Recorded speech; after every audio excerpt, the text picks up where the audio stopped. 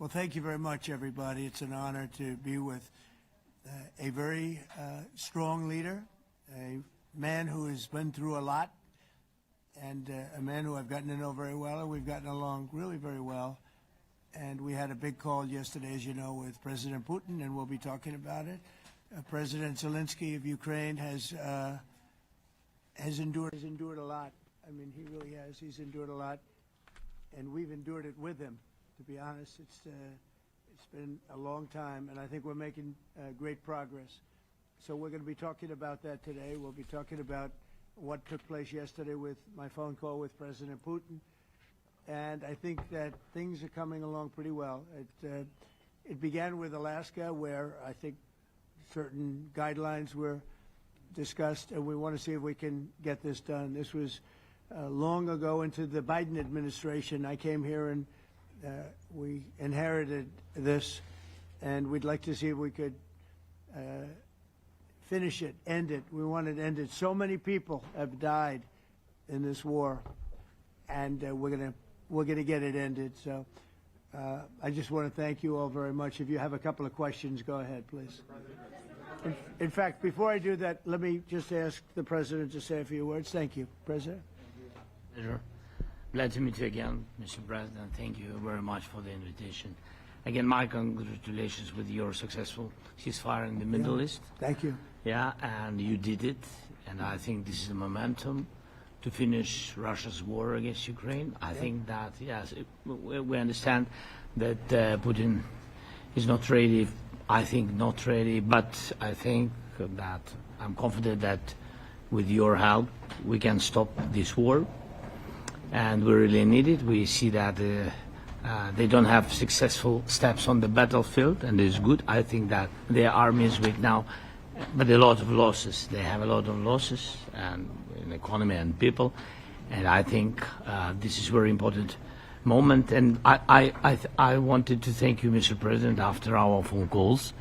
Yesterday I had a good opportunity to meet with the big American energy companies, and they're ready to help us.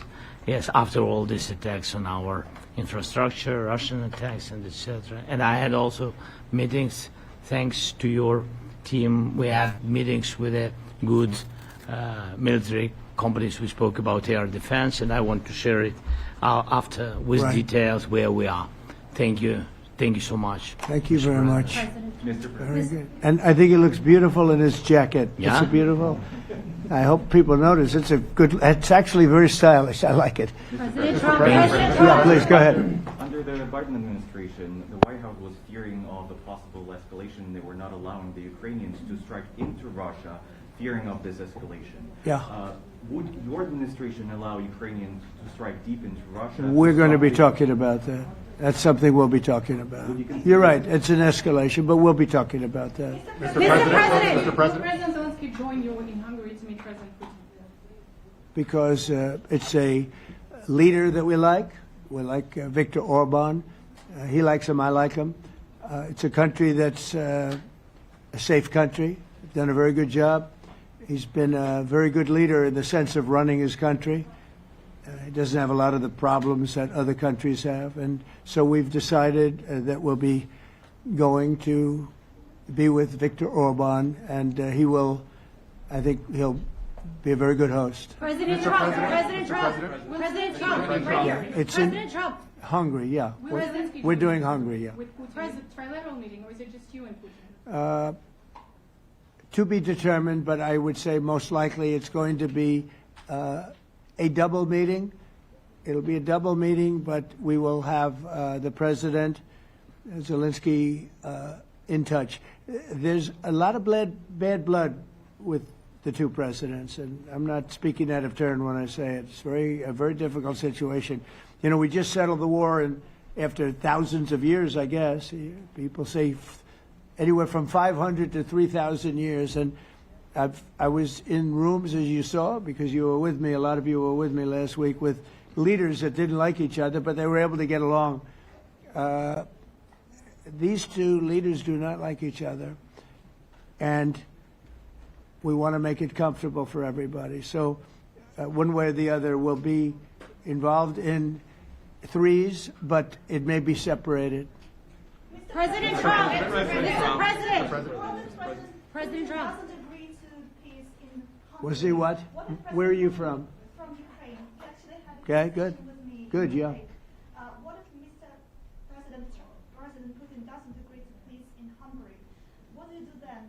Do you have? Well, let's see what happens. I mean, what if? I think he will. I think that President Putin wants to end the war, or I wouldn't be talking this way. I think he wants to end the war. I spoke to him yesterday for 2.5 hours.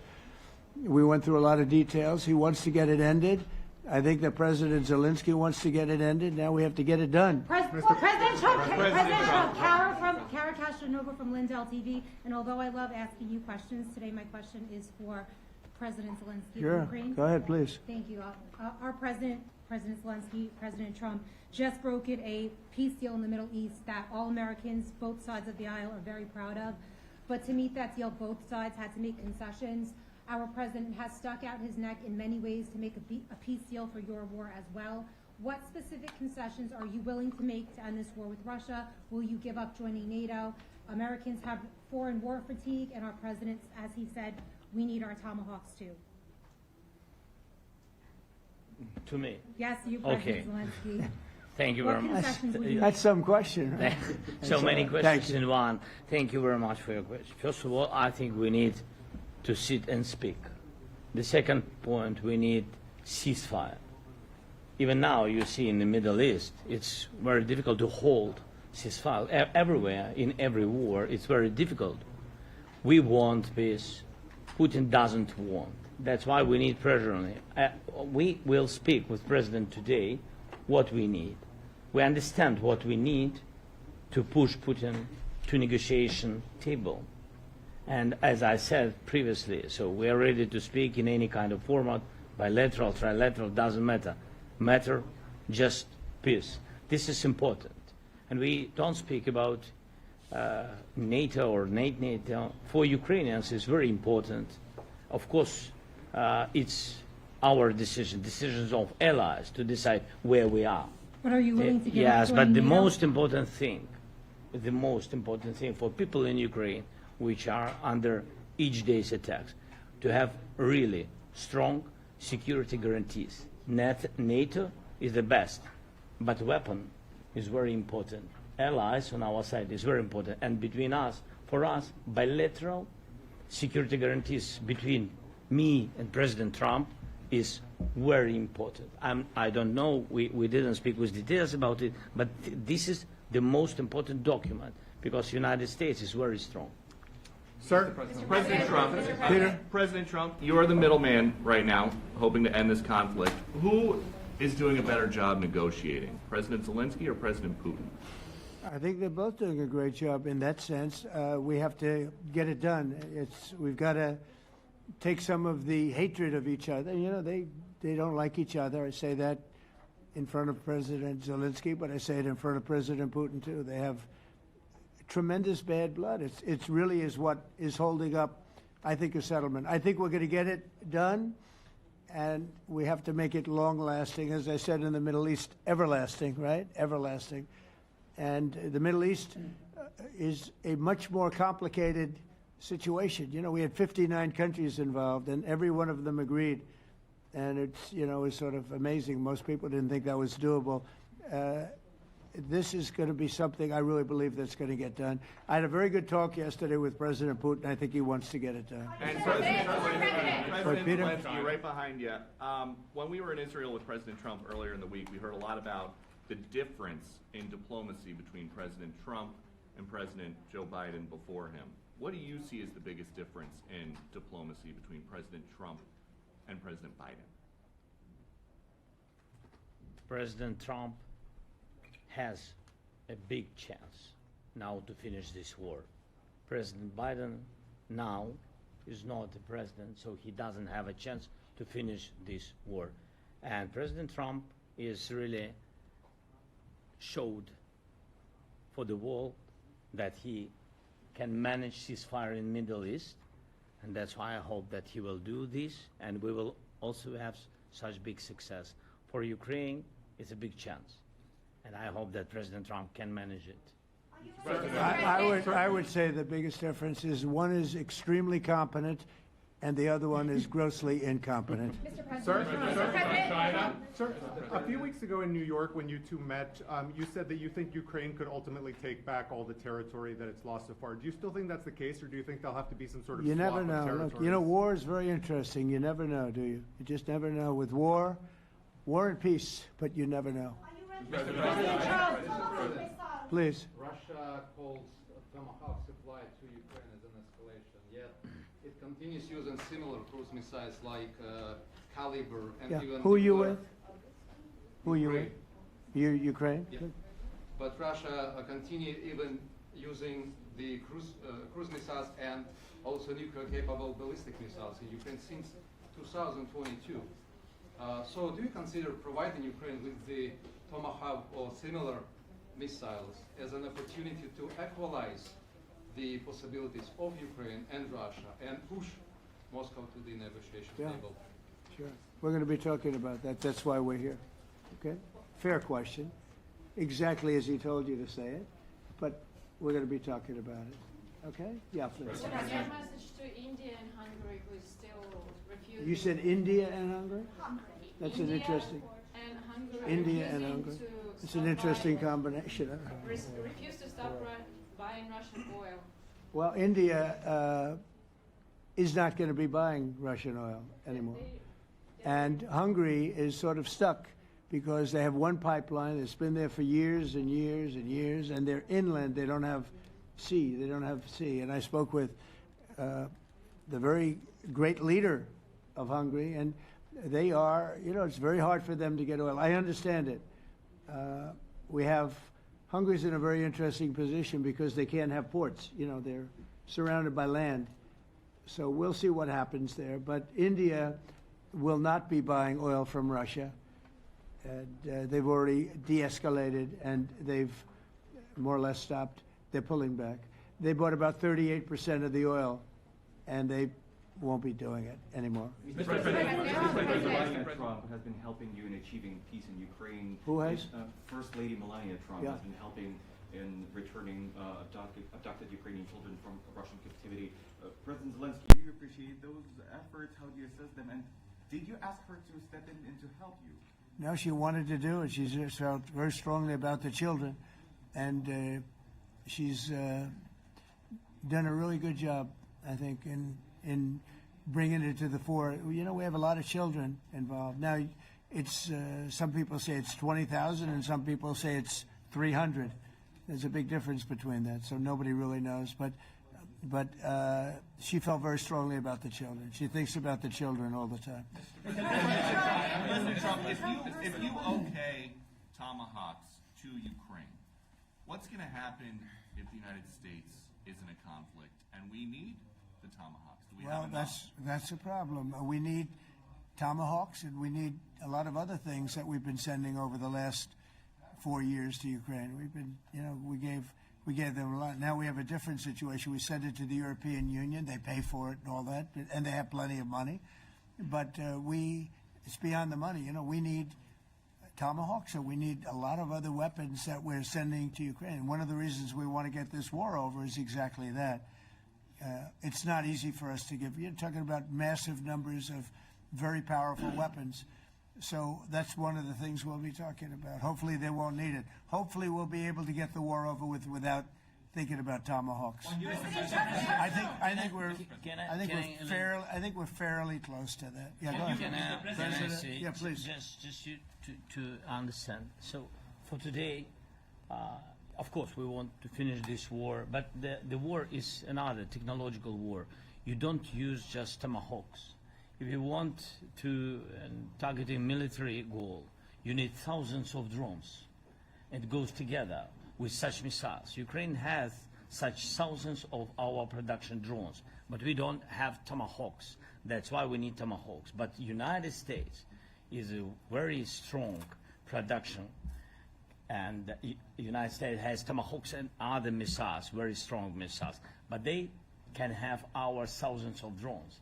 That's why where we can work together, where we can strengthen American production. And so just so that I understand, so you're suggesting kind of a trade if President Trump okays Tomahawk missiles to help you launch Yes, it's into about Russia, military goals. It's you only would about military goals. Right, but then you would authorize some kind of an exchange where Yes, of course. the U.S. gets Yes, we have Ukrainian- proposition. Yeah, And we have big proposition President- with our drones. President Trump, I don't mean to be brokering an arms deal here, but is that something that you would be interested in, Ukrainian drones? We are, yeah, we would. We have a lot of drones right now. We build our own drones, but we also buy drones from others, and they make a very good drone. I mean, drone warfare has really come to the fore over the last couple of years because of this war.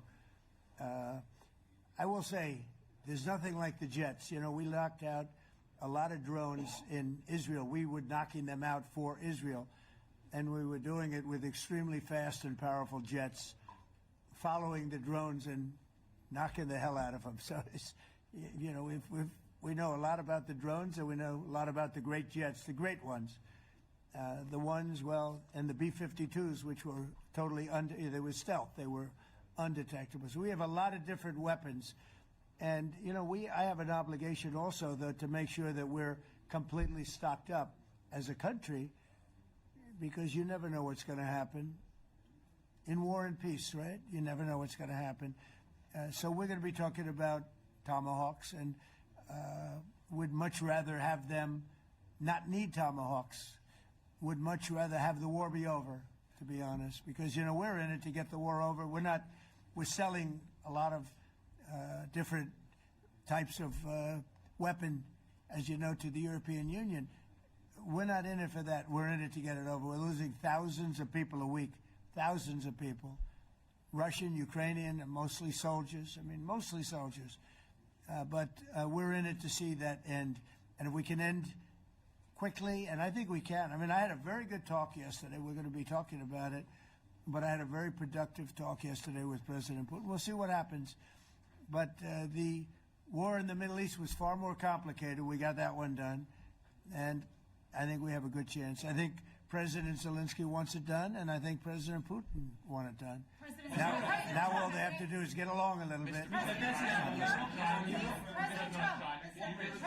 give us an update on the trade negotiations with China, or perhaps Secretary Bessent? Yeah, I will, and I'm going to let Scott do that. But I think we're doing very well. I think we're getting along with China. China would like to have something. As of this moment, we'll be meeting in a couple of weeks. We'll be meeting in South Korea. You think myself. Go forward? I think so. It looks like it's going forward. I think so. They want to meet. We like to meet. I have a very good relationship with President Xi, and we're going to see what happens. But, you know, for years we were taken advantage of by China very badly. We were losing hundreds of billions of dollars a year to China. We really built their military, if you think about it. The kind of money that presidents allowed to be lost to China was just insane. And then when I came into office, as you know, I put very severe tariffs. So we took in hundreds of billions of dollars in my first term from China. Biden let that go because it was so much. He let it continue, but he gave all sorts of exceptions. And by the time you looked at it, Scott, I would say it wasn't the same thing. He would give an exception for anything. If you got up and went out to dinner, he'd give you an exception. So it wasn't the same thing. But I put on very serious tariffs, and we took in hundreds of billions of dollars. And then I left office. The election was rigged. I left office, and that was the story. Now I come back, and we are in a very strong position because of tariffs. We're in a very powerful position because of the fact that we have tariffs. If we didn't have tariffs, we would be in a very weak position. We would be in a weakened state. But with tariffs, we've made hundreds of billions of dollars, not only from China, but from others. And China wants to talk, and we like talking to China. So we have a very good relationship, and we're going to be meeting in South Korea a couple of weeks. And I just got back from a long trip. I'm going on another long trip.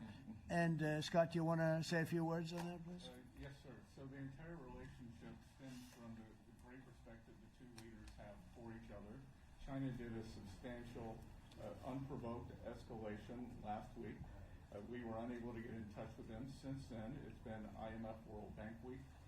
They have had working level people here who there have been meetings. The vice premier, who is my counterpart, and I speaking this evening at around 8:30, 9 o'clock. And then he and I and a delegation will meet in Malaysia probably a week from tomorrow to prepare for the two presidents to meet. So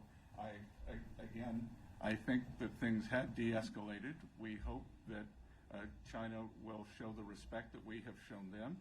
And I am confident that President Trump, because of his relationship with President Xi, will be able to get things back on a good course. Is the hope for that meeting with you and President Xi some kind of trade deal then, or Could would it be. more Look, I think small we're in a very strong trade deal? position. I think we're in a very strong position. We're getting, as you know, as of November 1st, I could move it up if I wanted, a 100% tariff over and above what we get now. So that would make it about 157%. And China doesn't want that, and they want to talk, and we're talking. And I think we'll make a deal that will be good for both. I think we will do something. But you have to understand, we never got anything from China. It was a one-way street. For many years, for decades, it was a one-way street. And they became rich because of the United States. And frankly, presidents that, let's be nice, they didn't know. They just didn't know. They didn't understand what was happening to them. But I understood it. I understood it long before I ran for politics. I used to watch in amazement at how stupid our country was, how stupid they were. And we're not stupid anymore. And that includes with the European Union. That includes with Japan and South Korea. All we want to do is be treated fairly. But the fairly is hundreds of billions and even trillions of dollars coming into the United States. And it's our national security is secure because of tariffs. If we didn't have tariffs, we would have no national security. So it's very important. Will you seek China's help in ending the war in Ukraine? Do you need them to put pressure on Russia? I'll be discussing that, but I'd love to see it ended before that. I mean, I think we have a chance of ending the war quickly if flexibility is shown on behalf. And again, we're not losing people. The United States is not. We're not losing people. We're not spending money. We're getting paid for the, ammunition and missiles and everything else that we're sending to the European Union, but to NATO. But it's very similar. If you look at the countries, I mean, it's very similar. And we just made a very fair trade deal with the European Union, and what we wanted, and we made a very good deal with NATO too. They pay for all of this. That's not what we're in this for. We're in it to save thousands of lives every week. Thousands and thousands of lives. That's why we're in it. And I think we have a very good chance of bringing this war to a conclusion. President, and your cabinet has done honestly an excellent job. I think that a lot of people could agree to that. Thank you. I'm speaking as someone who lost my father in a war, so I know the human cost. What would your advice be to American leaders, to world leaders, to neocons, to TV hosts who often speak about conflict in abstract or strategic terms rather than the human cost and the human terms? Look, my only statement is we have to get together. It's a very small group of people. It's the president, and the president. Okay, 3 presidents. And I'm the mediator president. And I'm mediating not an easy situation. It should be easy, but it's a lot easier when people understand each other, when they get together, and when they like each other. We don't necessarily have that situation as far as like is concerned. Maybe it can turn around. Maybe it can. But in the meantime, we'll have them keep a little bit of distance, and we're going to see if we can get it done. This is number 9, okay? This will be number 9 for me. I've solved 8, including the Middle East. I've solved 8. This, I thought, would have been among the easiest. We solved, President Putin mentioned yesterday Armenia, all of the different wars. He said it was amazing but the big one that he was surprised that we were able to settle was the Middle East. He thought it was incredible. He was very generous in that sense. This should be something we're able to settle, and I think we will be able to settle. Brian? Yes, sir. On that note, you will go down as a peacemaker, no doubt, and you will resolve this war. Well, we resolved 8 others. It's funny how people say that. If you get this one, every time I do one, they forget about that one. I solved 8 wars. go to Rwanda and the Congo, talk about India and Pakistan, look at Thailand, look at all of the wars that we solved. And every time I solve one, they say, if you solve the next one, you're going to get the Nobel Prize. I didn't get a Nobel Prize. Somebody got it who's a very nice woman, very nice. I don't know who she is, but she was very generous. So I don't care about all that stuff. I just care about saving lives. But this will be number 9. But every time I solve one, they said, sir, if you solve one more, you're going to be known as a peacekeeper.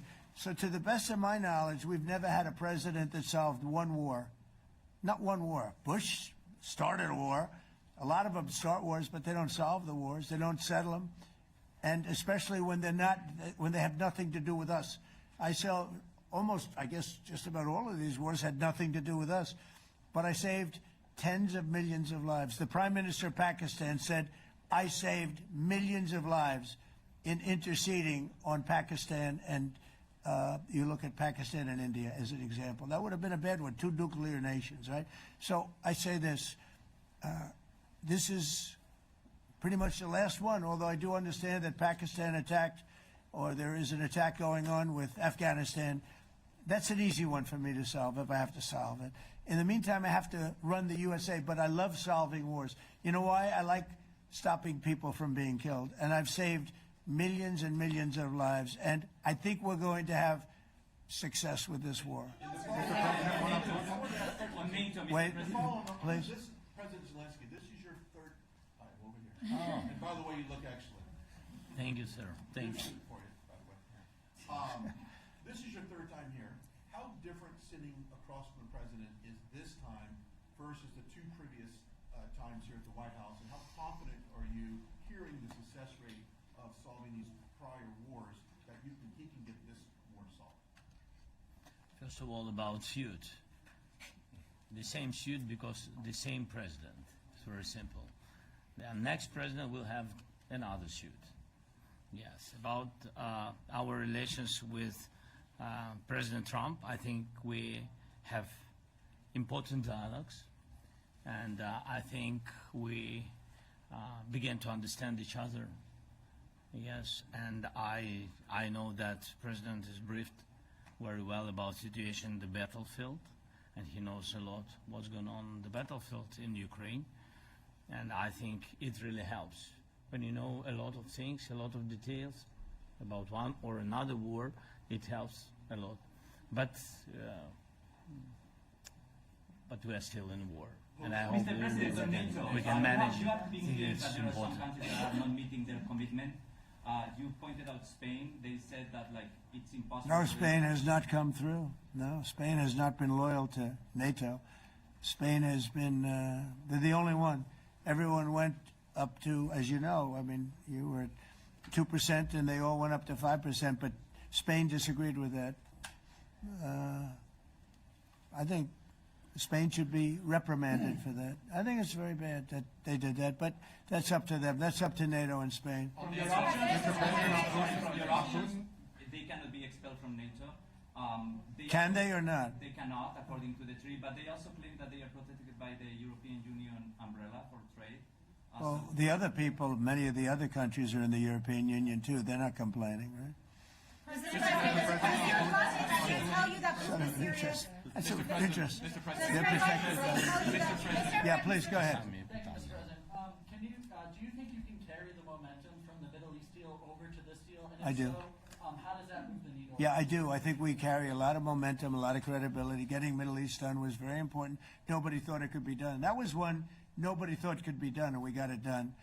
And a lot of that was the big hit that we put on Iran with respect to the nuclear. They took that was an unbelievable military maneuver, the B-2s, and many other planes involved, by the way, but the B-2s. Yeah, I think nobody expected that to happen. And, you know, we had 59 countries involved, and these were countries very diverse. You had Arab, Muslim, Jewish, you had every country, Christian, you had every country, and many countries involved, and we got that done. And we got it done pretty swiftly after we set the table properly. We had to set the table properly. This should be one that we get done. And I think the table is set properly here now, too. And it'll be a great honor. It'll be a great honor to get it done. And the Ukrainian people are great, and the Russian people are great. And obviously they have much in common, as we understand. They have a lot in common. So it'll be a great honor to get it done. Yeah. On Venezuela, there are survivors from your latest boat strike. What happens to those survivors? Well, I'll ask Marco to discuss that possibly. Yeah, it's well known there's an ongoing narco-terrorist operation the United States has been conducting. As far as details of any recent strikes, we're not prepared here to announce all those details, but you'll get that information here very shortly. And how are there survivors when these are meant to be lethal attacks? Yeah, again, I mean, we're undertaking these operations against narco-terrorists. That's what these are. These are terrorists. Let's be clear. And but as far as the details of any recent operations, when we are prepared to announce those, we will, as the president has consistently done. So you may get something on that later today. Let me ask you, that was in a submarine, right? We attacked a submarine, and that was a drug-carrying submarine built specifically for the transportation of massive amounts of drugs, just so you understand. This was not an innocent group of people. I don't know too many people that have submarines, and that was an attack on a drug-carrying, loaded-up submarine. Yeah. On Putin, is it your belief, as Mr. Zelensky said yesterday, that the threat of tomahawks and costs, as Secretary Hicks had put it, is that bringing him to the table, the fact that it's kind of a carrot and stick? I don't know what's bringing him to it. I think he wants to make a deal, that's all. I can't tell you what's bringing him. Sure, that's the threat of that is good, but the threat of that is always there. Tomahawks are very dangerous weapons. They're incredible weapons.